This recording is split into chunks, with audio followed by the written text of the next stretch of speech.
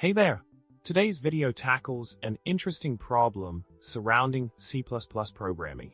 The problem we're facing involves a scenario where a user can call a function, but the underlying function needs the arguments to be in a specific order.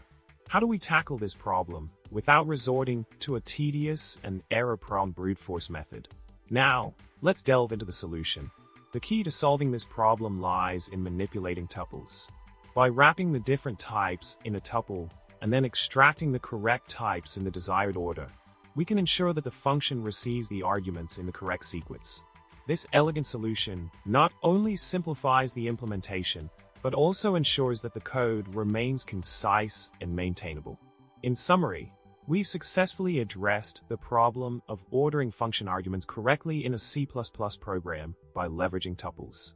By wrapping the types in a tuple and extracting them in the desired order, we ensure that the function receives the arguments in the correct sequence every time. Thank you for watching. Don't forget to subscribe, like, and leave a comment below. Remember, good code is like a joke. If you have to explain it, it's probably not that great.